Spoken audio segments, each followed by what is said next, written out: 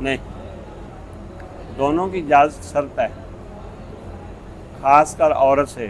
عورت کے بارے میں بہت ساری حدیث آئی ہیں، ان کا خلاصہ یہ ہے کہ عورت سے پوچھ لیا جائے کہ کیا تم راضی ہو، اور رضامندی کا مطلب یہ نہیں ہے کہ عورت اپنا یار خود منتخب کر لے، یہ مطلب نہیں ہے۔ مطلب یہ ہے عورت فیصلہ کرنے میں خود مختار نہیں ہے، ہاں اس کے ولی کی اجازت ہو، شریعت کی حدود و قیود میں عورت کی بات سنی جا سکتی ہے۔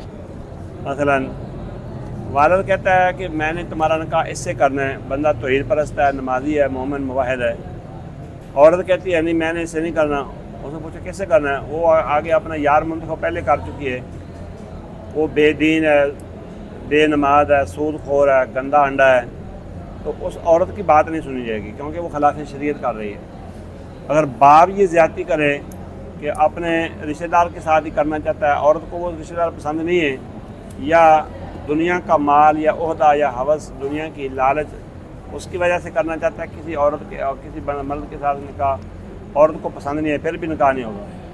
دونوں کی بات دیکھی جائے گی، شریعت کے موافق اور مطابق اس کی بات ہے، جس کی بات شریعت کے مطابق اور موافق ہوگی وہ مان لی جائے گی۔ ویسے عورت جب تک رضامند نہ ہو نکاح نہیں ہوگا، اور ولی کی اجازت کے بغیر بھی نکاح نہیں ہوگا۔